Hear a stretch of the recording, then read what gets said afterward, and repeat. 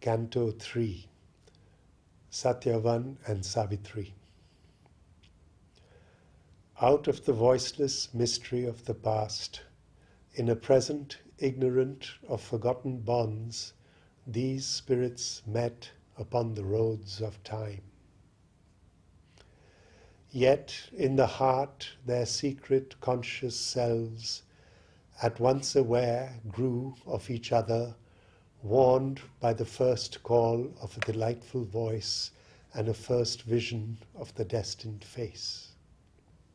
As when being cries to being from its depths behind the screen of the external sense and strives to find the heart-disclosing word, the passionate speech revealing the soul's need, but the mind's ignorance veils the inner sight.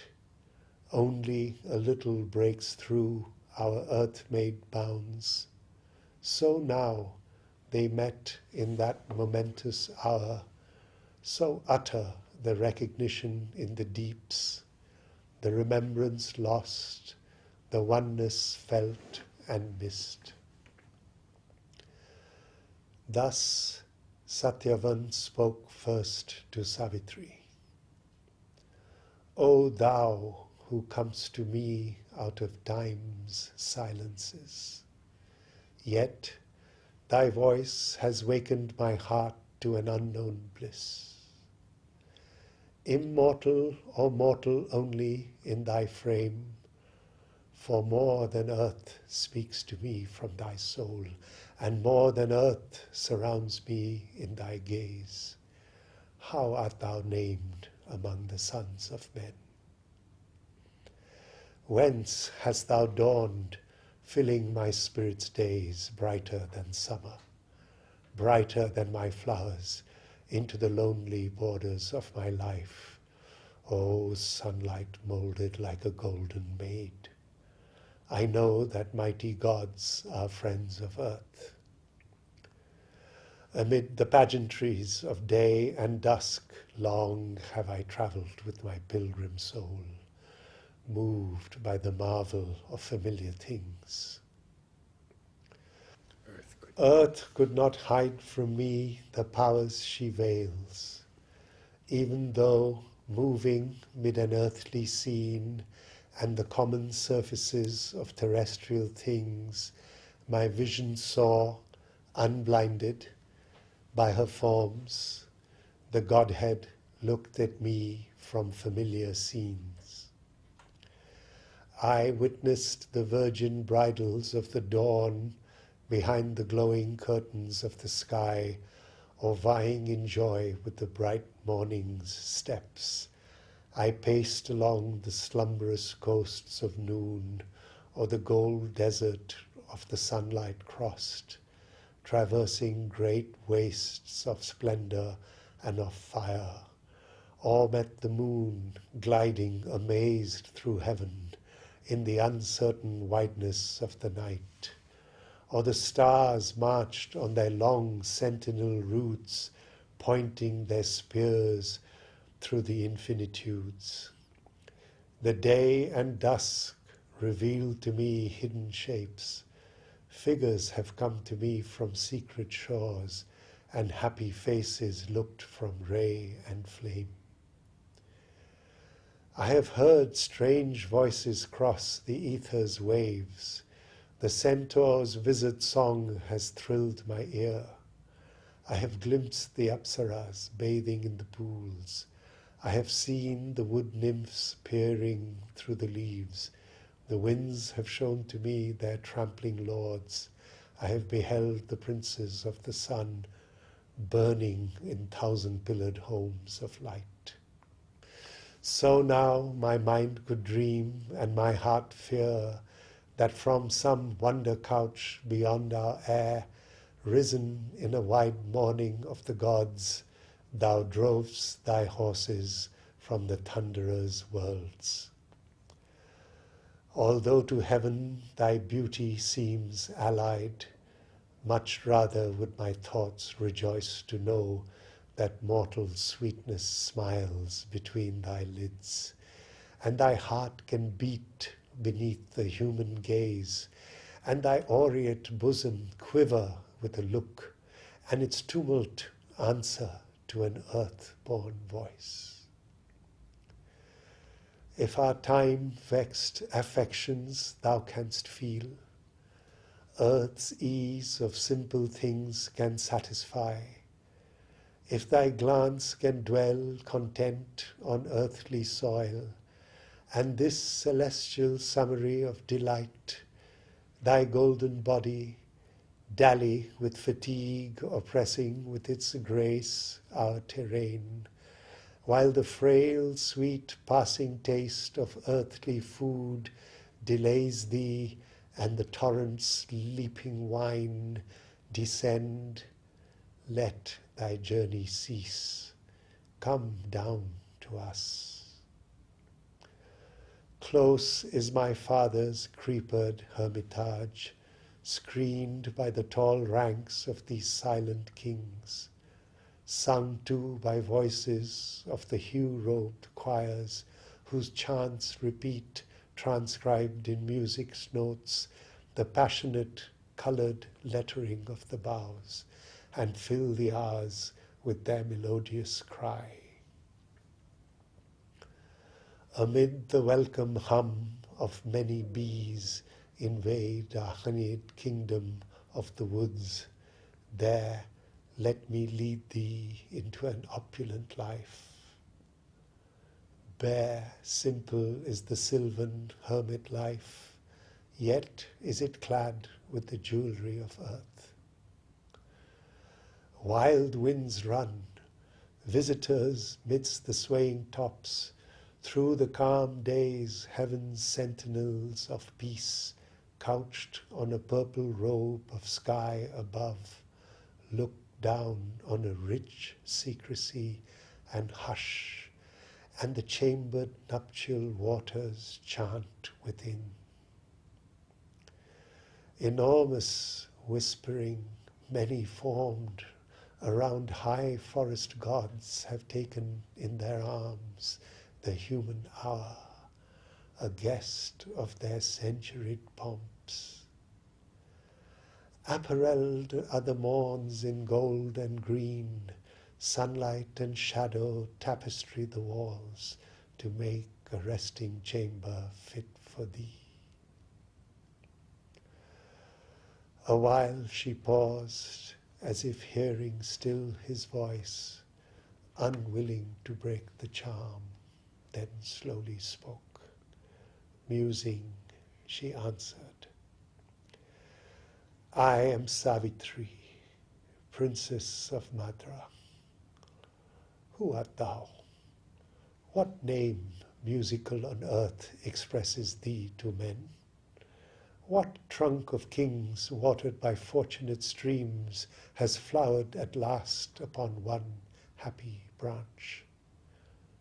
Why is thy dwelling in the pathless wood, far from the deeds thy glorious youth demands, haunt of the anchorites and earth's wilder broods, where only with thy witness self thou roam'st in nature's green, unhuman loneliness, surrounded by enormous silences and the blind murmur of primeval calms?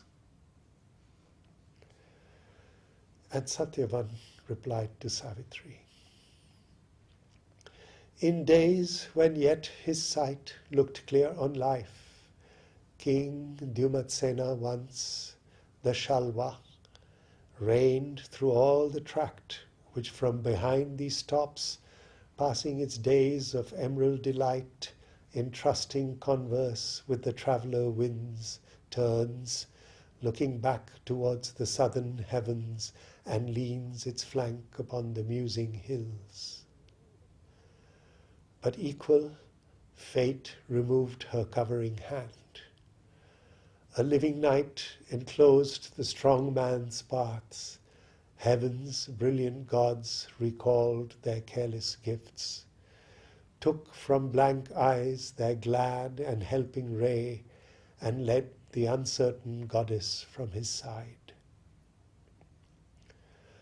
Outcast from the empire of the outer light, Lost to the comradeship of seeing men, he sojourns in two solitudes, within and in the solemn rustle of the woods.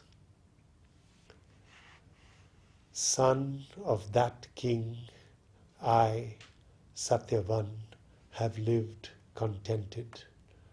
For not yet of thee aware, in my high-peopled loneliness of spirit, and this huge vital murmur kin to me, nursed by the vastness, pupil of solitude. Great nature came to her recovered child. I reigned in a kingdom of a nobler kind than men can build upon dull matter's soil. I met the frankness of the primal earth. I enjoyed the intimacy of infant God. In the great tapestried chambers of her state, free in her boundless palace I have dwelt, indulged by the warm mother of us all, reared with my natural brothers in her house. I lay in the wide bare embrace of heaven, the sunlight's radiant blessing clasped my brow, the moonbeam's silver ecstasy at night kissed my dim lids to sleep. Earth's morns were mine. Lured by faint murmurings with the green-robed hours, I wandered lost in woods, prone to the voice of winds and waters, partner of the sun's joy, a listener to the universal speech. My spirit satisfied within me knew, godlike, our birthright, luxuried our life whose close belongings are the earth and skies. Before fate led me into this emerald world, aroused by some foreshadowing touch within, an early prescience in my mind approached the great dumb animal consciousness of earth, now grown so close to me, who have left old pomps to live in this grandiose murmur, dim and vast. Already I met her in my spirit's dream. As if to a deeper country of the soul, transposing the vivid imagery of earth, through an inner seeing and sense, awakening came. A vision spell pursued my boyhood's hours. All things the eye had caught in colored lines were seen anew through the interpreting mind, and in the shape it sought to seize the soul. An early child God took my hand that held, moved, guided by the seeking of his touch, bright forms and hues which fled across his sight. Limned upon page and stone, they spoke to men. High beauty's visitants my intimates were. The neighing pride of rapid life that roams wind-maned through our pastures, on my seeing mood cast shapes of swiftness. Trooping spotted deer against the vesper sky became a song of evening to the silence of my soul. I caught for some eternal eye the sudden kingfisher flashing to a darkling pool, a slow swan silvering the azure lake, a shape of magic whiteness, sailed through dream, leaves trembling with the passion of the wind, pranked butterflies, the conscious flowers of air, and wandering wings in blue infinity lived on the tablets of my inner sight. Mountains and trees stood there like thoughts from God. The brilliant long bills in their vivid dress, the peacock scattering on the breeze his moons, painted my memory like a frescoed wall. I carved my vision out of wood and stone. I caught the echoes of a word supreme and metered the rhythm beats of infinity and listened through music for the eternal voice. I felt a covert touch. I heard a call, but could not clasp the body of my God or hold between my hands the world mother's feet. In men I met strange portions of a self that sought for fragments and in fragments lived. Each lived in himself and for himself alone, and with the rest joined only fleeting ties. Each passioned over his surface joy and grief, nor saw the eternal in his secret house. I conversed with nature, mused with the changeless stars, God's watchfires burning in the ignorant night, and saw upon her mighty visage fall a ray prophetic of the eternal sun. I sat with the forest sages in their trance. There poured awakening streams of diamond light.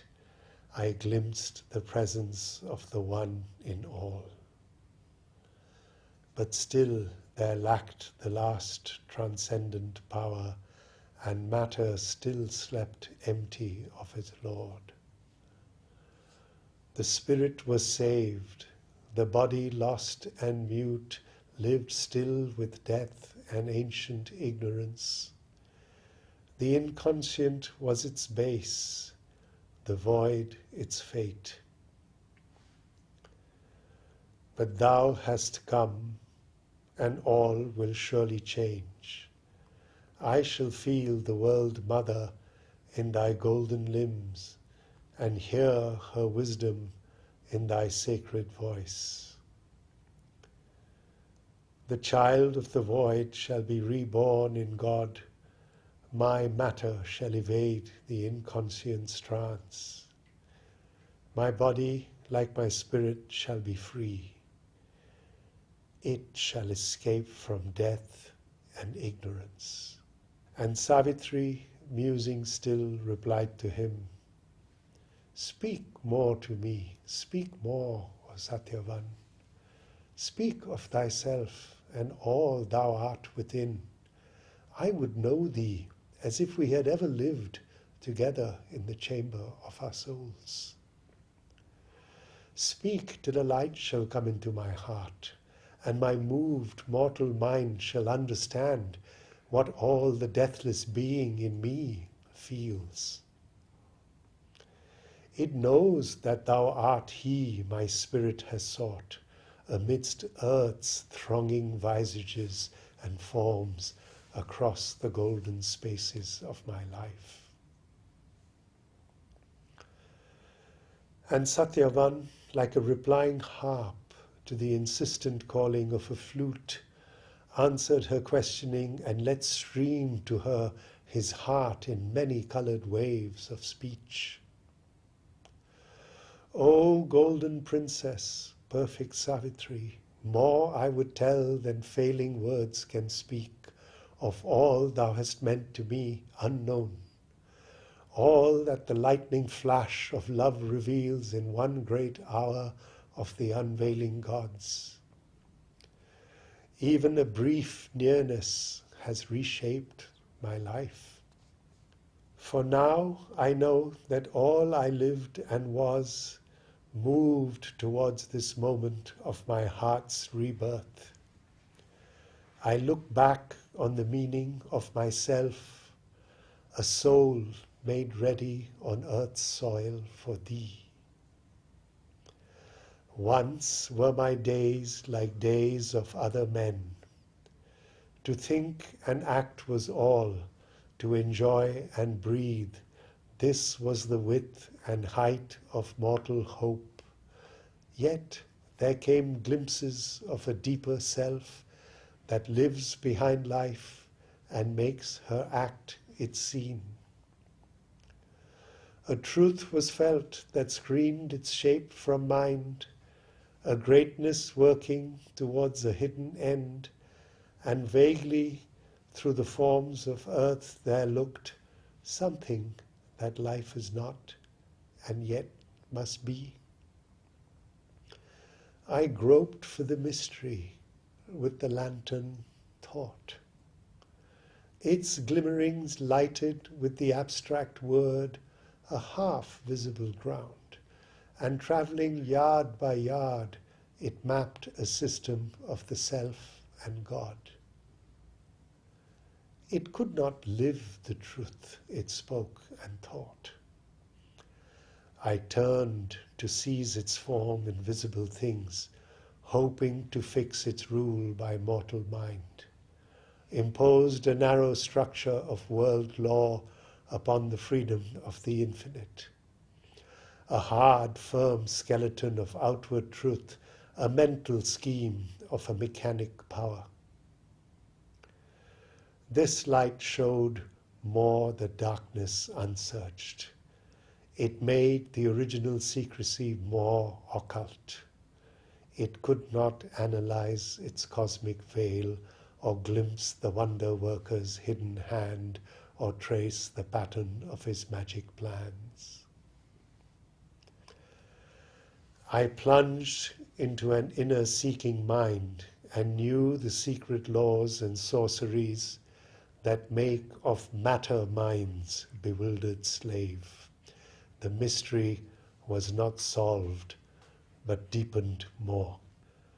I strove to find its hints through beauty and art, but form cannot unveil the indwelling power, only it throws its symbols at our hearts. It evoked a mood of self, invoked a sign of all the brooding glory hidden in sense. I lived in the ray, but faced not to the sun. I looked upon the world and missed the self. And when I found the self, I lost the world. My other selves I lost, and the body of God, the link of the finite with the infinite, the bridge between the appearance and the truth, the mystic aim for which the world was made, the human sense of immortality. But now the gold link comes to me with thy feet, and his gold sun has shone on me from thy face. For now another realm draws near with thee, and now diviner voices fill my ear. A strange new world swims to me in thy gaze, approaching like a star from unknown heavens. A cry of spheres comes with thee, and a song of flaming gods. I draw a wealthier breath, and in a fiery march of moments move. My mind transfigures to a rapturous seer. A foam leap travelling from the waves of bliss has changed my heart and changed the earth around. All with thy coming fills. Air, soil and stream wear bridal raiment to be fit of thee, and sunlight grows a shadow of thy hue because of change within me by thy look.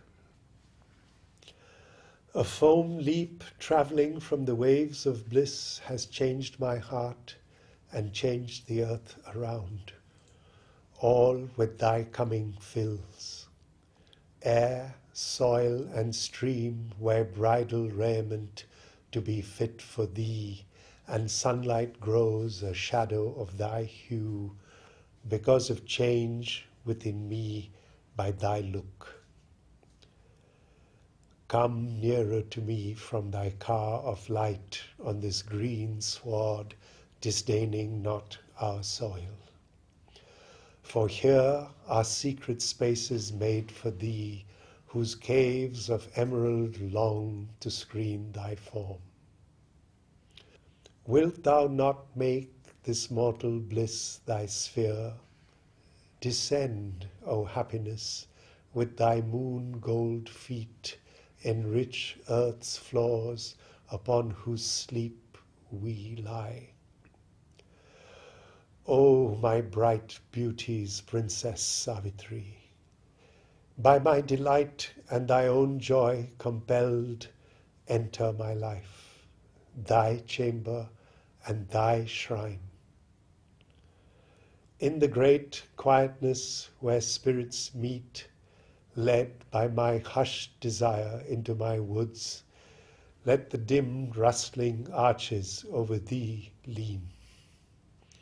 One with the breath of things eternal live, thy heart beats near to mine, till there shall leap enchanted from the fragrance of the flowers a moment which all murmurs shall recall, and every bird remember in its cry.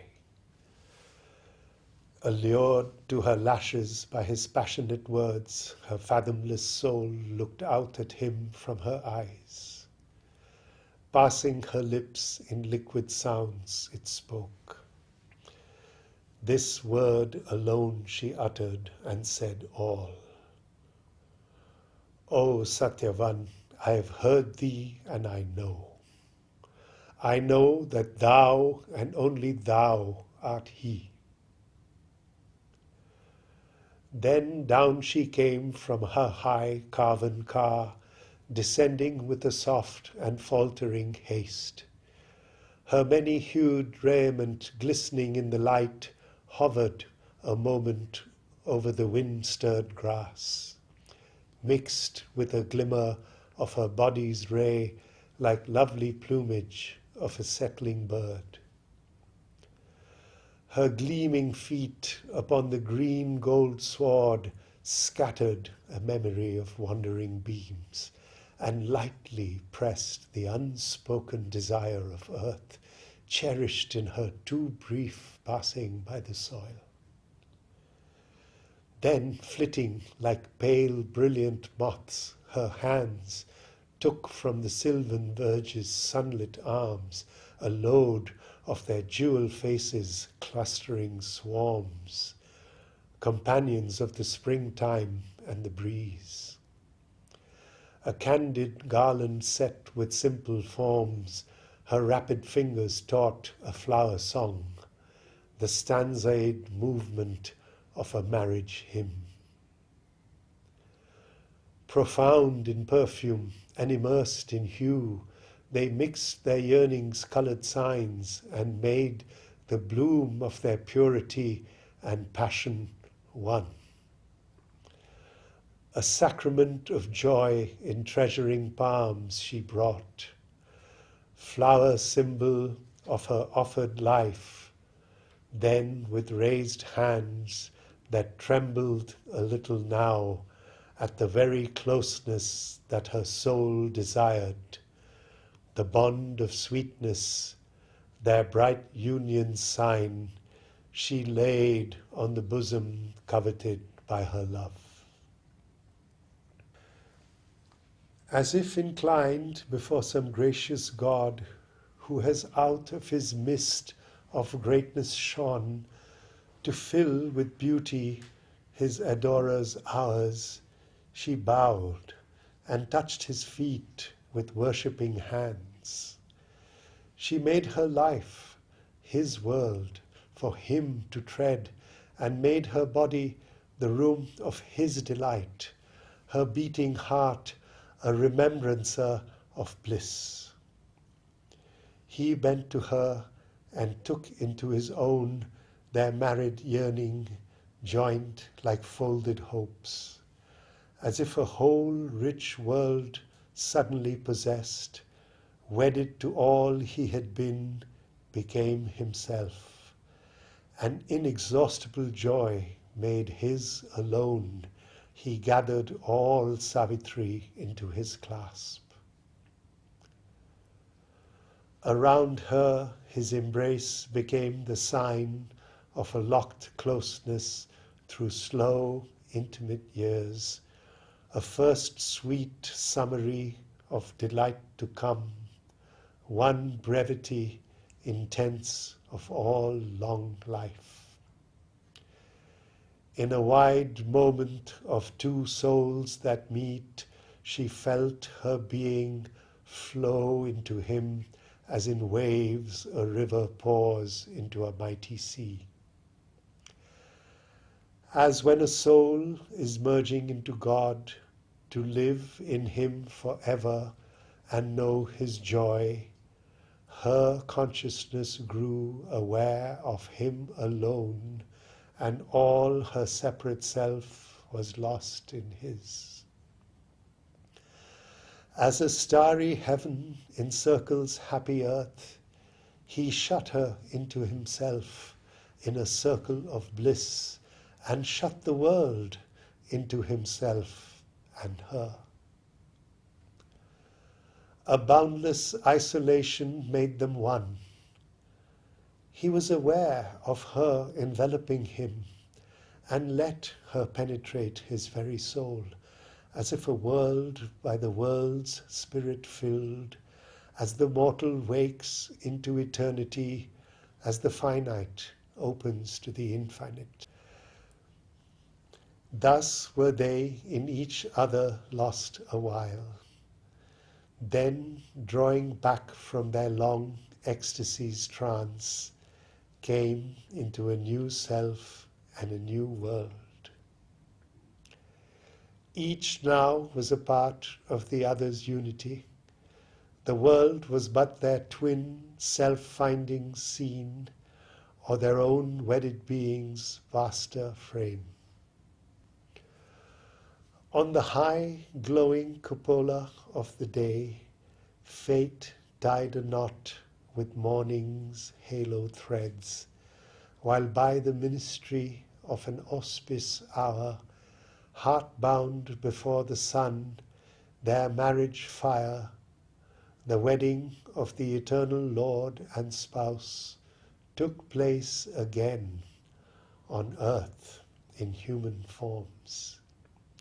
In a new act of the drama of the world, the united two began a greater age.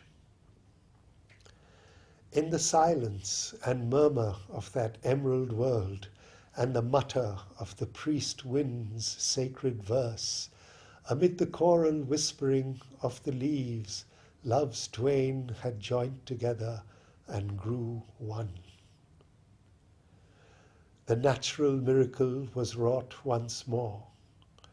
In the immutable ideal world, one human moment was eternal made.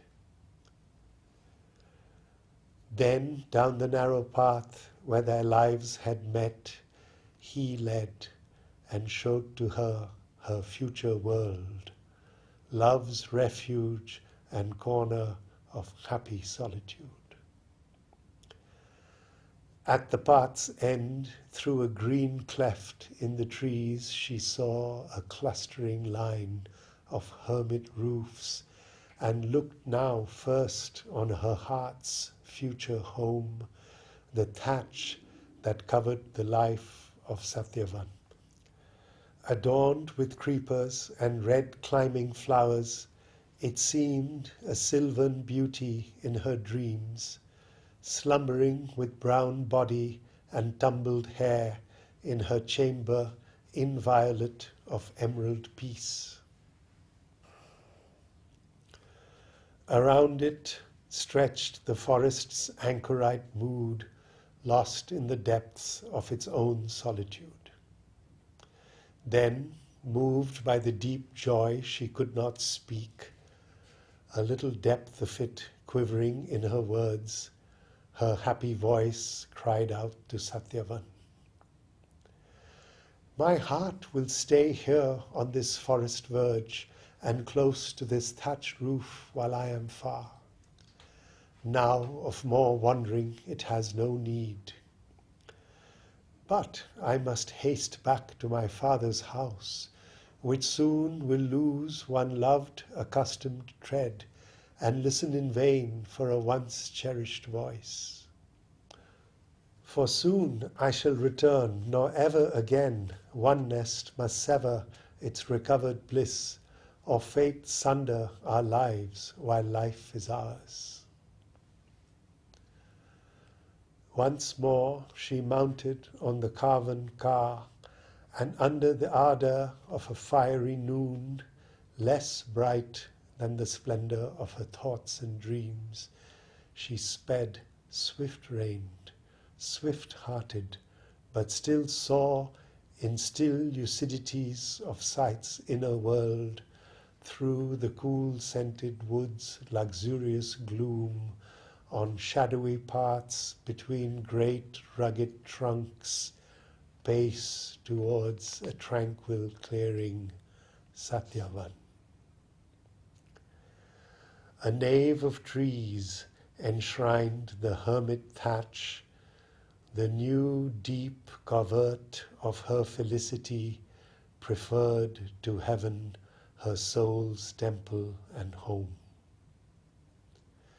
This now remained with her, her heart's constant scene. End of Canto 3.